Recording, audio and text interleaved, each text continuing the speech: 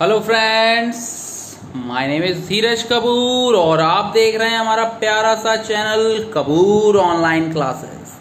तो बेटा last turn पर हम लोगों ने क्या क्या डिस्कस किया था, एक बार रिव्यू दे देते हैं आपको। हम लोगों ने डिस्कस किया था what is diamagnetic substance, what is paramagnetic, what is ferromagnetic, क्या क्या प्रॉपर्टीज होती हैं इनकी, क्यूरी लॉ क्या होता है, क्यूरी टेम्परेचर क्या होता है, ये सारी चीजें हम लोगों ने डिस्कस कर ली थी। अब हम लोग वन बाय वन सबके एक्सप्लेनेशन की बात करेंगे। तो फर्स्ट हेडिंग है एक्सप्लेनेशन ऑफ डायामैग्नेटिज्म। तो बच्चों कॉपी पेन उठा लो और हेडिंग डालो एक्सप्लेनेशन ऑफ डायामैग्नेटिज्म। ठीक है, डायामैग्नेटिज्म हमने तुम्हें पहली वीडियो में बताया था, इससे पहले वाली वीडियो में, कि डायामैग्नेटिज्म किस सब्सटेंस में पाया जाता है, जहां पर इवन नंबर ऑफ इलेक्ट्रॉन होते हैं, दैट मींस पेयर्ड इलेक्ट्रॉन होते हैं। तो एक बार लाइन बाय लाइन इसको रीड कर लेते हैं पहले और फिर उसके बाद तुम्हें समझा देते हैं। ठीक है, तुम लोग भी साथ ही साथ रीड करते रहा करो ताकि कोई भी दिक्कत हो बेटा तो तुरंत पूछ लो। ठीक है, See, in the atom of diamagnetic substance, paired electrons are present. So, I underline those keywords which is important for you. First is paired electron. किन में होता है? जिनमें paired electron होते हैं. Whose direction of spin is always opposite. Suppose if we take an example, this is a box, one is in this direction and the other is in this direction. So both having magnetic moment, they both having magnetic moment, but net magnetic moment is zero because if one is in upward then other is in downward direction. Okay, so magnetic जो होगा वो magnetic behaviour इनका खुद का क्या होगा, zero होगा, net magnetic moment. ठीक है, लेकिन जब हम इनको रखते हैं एक्सटर्नल मैग्नेटिक फील्ड में, तो ये ऊपर वाला पैराग्राफ समझ में आ गया। ऊपर वाले में क्या बताया गया है कि किन में होता है, पेयर्ड इलेक्ट्रॉन में। पेयर्ड इलेक्ट्रॉन का एक डायग्राम बना के दिखा दिया हमने। जब ये डायग्राम बन गया तो देखो एक अपवर्ड है एक डाउनवर्ड है, तो नेट कितना होगा, जीरो। तो नेट मैग्नेटिक मोमेंट कितना हुआ, जीरो हुआ। लेकिन जब हम इसको रखेंगे तो देखो सेकंड पैराग्राफ में जब रखते हैं तो उसके बारे में बताया गया है। तो सेकंड पैराग्राफ रीड करते हैं। When a diamagnetic substance is placed in an external magnetic field, जब हम रखते हैं then क्या होता है भाई वो देखते हैं। External magnetic, it slow down the speed of electron whose magnetic moment is along the direction। देखो दो डायरेक्शन थी, एक डायरेक्शन का अपोज करेगा और दूसरी डायरेक्शन का क्या करेगा, सपोर्ट करेगा। ठीक है, तो एक डायरेक्शन का अपोज किया और दूसरी का क्या किया, सपोर्ट किया उसने। तो जो उसकी डायरेक्शन में होगा, सपोज अगर हम बात करें तो ये हो गया हमारा इलेक्ट्रॉनिक, ये कॉन्फ़िगरेशन मान लो इस वाली डायरेक्शन में है, तो एक का अपोज करेगा, इसकी स्पीड क्या कर देगा, कम कर देगा, और इसको क्या करेगा, सपोर्ट करेगा। तो अब जो होगा नेट मैग्नेटिक मोमेंट वो क्या हो जाएगा, इसको जिसको सपोर्ट किया था तो वो नीचे की तरफ होगा। तो देखो जो इंड्यूस्ड हुआ है इसके अंदर उसकी डायरेक्शन ओरिजिनल के क्या है, अपोजिट है। तो वही यहाँ पे बताया गया था। अच्छा, एक को अपोज किया एक को सपोर्ट किया तो बहुत ज़्यादा डिफरेंस नहीं आता, इसलिए जो मैग्नेटिक फील्ड इंड्यूस्ड होती है वो क्या होती है, बहुत ही वीक होती है। ठीक है, तो ये चीजें यहाँ पे बताई गई तुम्हें। क्लियर है इतना? अब हम लोग बात करेंगे किसकी, देखो यहाँ पे डायग्राम से भी तुम्हें समझा दिया गया है। जैसे मान लो कि एक इलेक्ट्रॉन इस तरफ जा रहा है, एक इलेक्ट्रॉन इस तरफ जा रहा है, एक का मैग्नेटिक मोमेंट समझो, यहाँ एक इलेक्ट्रॉन इस तरफ मूव कर रहा है, दी हुई है डायरेक्शन इस तरफ है, और एक जो है वो इस तरफ। ठीक है, तो एक का मैग्नेटिक मोमेंट ऊपर की तरफ है और दूसरे का क्या है, नीचे की तरफ है। अब अगर हम लोग यही बात करेंगे किसकी, जब हमने एक्सटर्नल मैग्नेटिक फील्ड लगा दी, तो जब हम एक्सटर्नल मैग्नेटिक फील्ड लगाएंगे तो यहाँ पर जो इंड्यूस्ड हुआ है उसने अपोज किया इसको और नीचे वाले को क्या किया होगा, सपोर्ट किया होगा।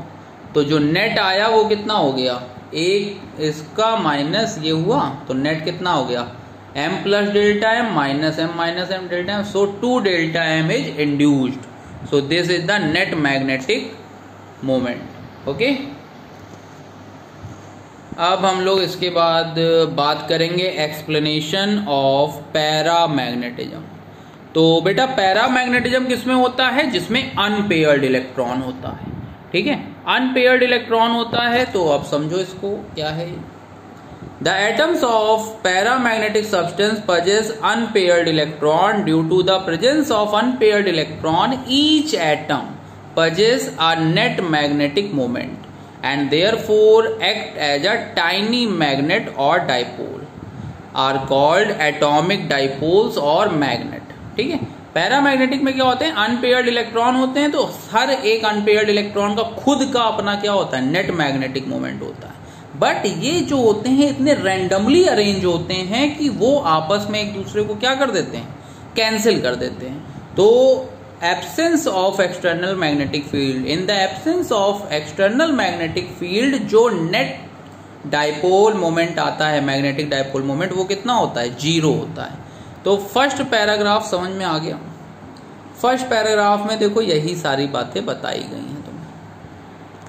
एक बार रीड कर देता हूं, कहीं डाउट हो बेटा तो बता देना कमेंट सेक्शन में। ठीक है, the atoms of paramagnetic substance possess unpaired electron.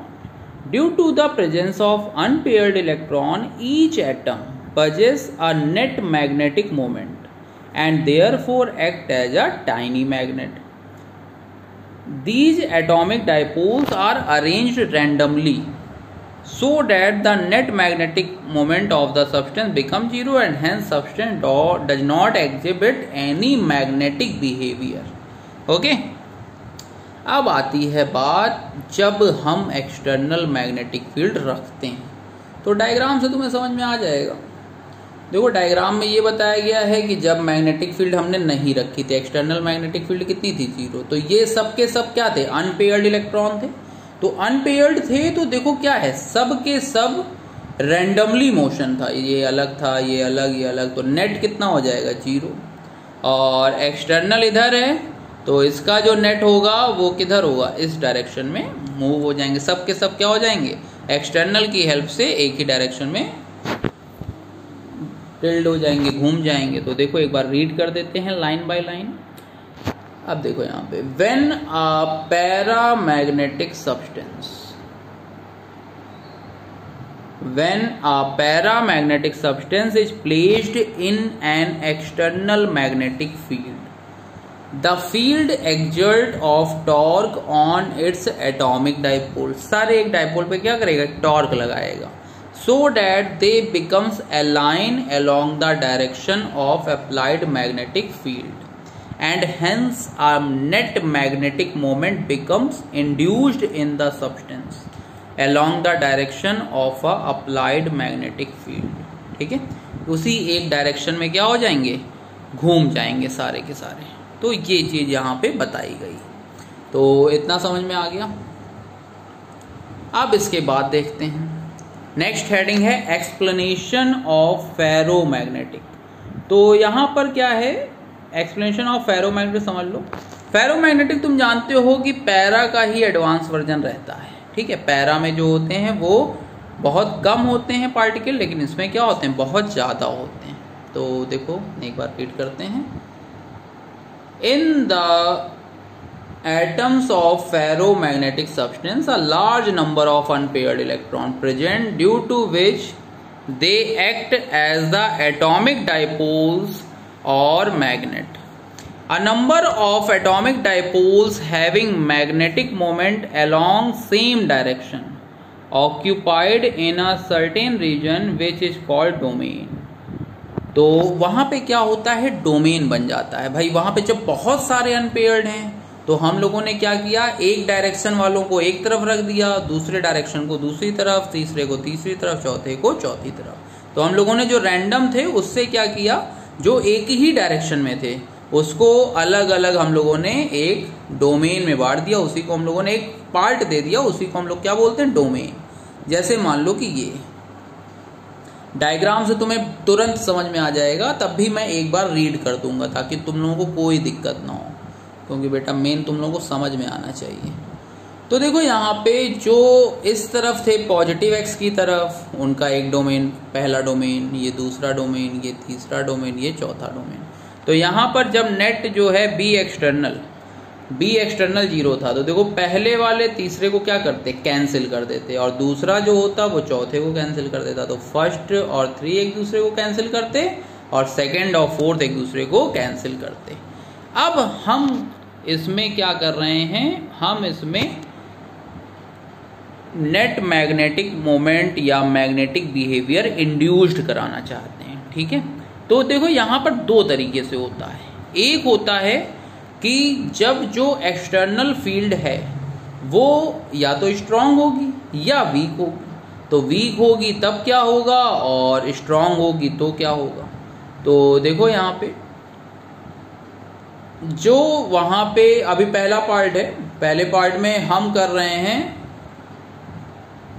देखो यहाँ पे पहला जो है उसमें by increasing the boundary of domain, ये कब होता है, जब वीक होती है, और ये कब होता है, जब स्ट्रांग होती है। तो जब वीक मैग्नेटिक फील्ड होती है तो पहला पार्ट हम करने जा रहे हैं जिसमें लिखा हुआ है by increasing the boundary of domains. तो देखो क्या है लिखा हुआ है कि जब हम वीक करते हैं, तो देखो वीक जब करेंगे तो कुछ जो डाइपोल मोमेंट हैं उनको वो क्या करेगा, टॉर्क लगाएगा एक्सटर्नल मैग्नेटिक फील्ड।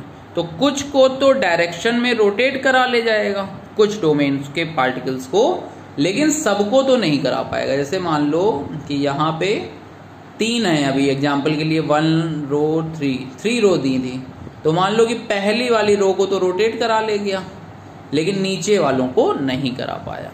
ऐसे ही हमने मान लिया कि यहाँ पर भी ये पहले वाले को करा गया, उधर वाले को नहीं करा पाया। तो देखो क्या है कि और इस वाले को पूरा करा गया। तो देखो ये वाले तो सारे के सारे इसी डायरेक्शन में हो गए, मैग्नेटिक फील्ड के डायरेक्शन में, लेकिन नीचे वाले क्या है, वो उसी डायरेक्शन में रहे क्योंकि वीक मैग्नेटिक फील्ड थी। देखो क्या है, एक एग्जाम्पल की बात करें, अगर मान लो तुम जिस कॉलोनी में रहते हो वहां पे अगर एक छोटा सा विलन आता है, छोटा सा गली का कोई गुंडा वंडा आता है, तो सब लोग नहीं डरते हो, ठीक है, कुछ लोग होते हैं जो डरते हो। तो एक्सटर्नल मैग्नेटिक फील्ड वही, मान लो कि तुम जिस सोसाइटी में रहते हो वहां पे आपस में एक दूसरे का बोलना चलना नहीं है, तो सब एक दूसरे से मतलब नहीं है, लेकिन जब कोई आया तो एक्सटर्नल फील्ड आई, लेकिन वो वीक थी, तो कुछ लोग डर जाएंगे और उसकी बात मानने लगेंगे। ठीक है, तो मान लो ये वाली फैमिली पूरी डर गई, इस फैमिली के कुछ लोग डर गए, इस फैमिली के कुछ लोग डर गए, है ना, लेकिन ये नीचे वाले लोग नहीं डरे। तो जो विलेन आया था उसने कुछ को क्या किया, अपनी तरफ शामिल कर लिया। तो उसने क्या की, डोमेन की इंक्रीजिंग की, मतलब उसकी लाइन में जो जो आ रहे थे उसने क्या किया, डोमेन को इंक्रीज कर दिया। तो बाउंड्री जो है डोमेन की वो क्या हो गई, इंक्रीज हो गई। तो अब बताओ जो नेट मैग्नेटिक मोमेंट आएगा, भाई इसके कुछ पार्टिकल इसको कैंसिल कर देंगे, लेकिन इसके कुछ पार्टिकल तो बचे रह जाएंगे ना, तो उसकी वजह से नेट मैग्नेटिक मोमेंट आ जाएगा। तो वीक समझ में आ गया। अच्छा मान लो अगर ये स्ट्रांग आ गया होता, तुम्हारी गली में अगर ओसामा बिन लादेन आ गए होते उस टाइम, तो क्या हुआ होता, सारे की सारी फैमिली, किसी की हिम्मत नहीं थी कि जो उनके अगेंस्ट में बोल पाता। ठीक है, उसके अगेंस्ट में कौन बोल पाता, कोई नहीं बोल पाता। तो हम लोगों ने क्या किया कि सबको एक ही डायरेक्शन में उन्होंने घुमा दिया। तो अगर स्ट्रांग मैग्नेटिक फील्ड है तब तो वो एक डायरेक्शन में घुमा देगी, और अगर वीक है तो वो क्या करेगी, बाउंड्री को इंक्रीज करेगी। तो तीनों की एक्सप्लेनेशन समझ में आ गए, डाया, पैरा और फेरो। डाया में क्या होता था, opposite to the magnetic field, feebly, very weak. Para में वीक होता था लेकिन along the direction of magnetic field. और जो तीसरा है फेरो, उसमें क्या होता था, 2 टाइप से होता था। वीक मैग्नेटिक फील्ड है तो increasing the boundary of the domain, and strong magnetic field है तो क्या होता था, by the rotation of domain. तो आई थिंक सबको क्लियर हो गए होंगे तीनों के एक्सप्लेनेशन। तो आज की वीडियो में इतना ही रखते हैं बेटा, और फिर नेक्स्ट वीडियो में तुम लोगों को ये चैप्टर खत्म कर देंगे। ठीक है, चलो तब तक के लिए good bye, take care all of you, thank you.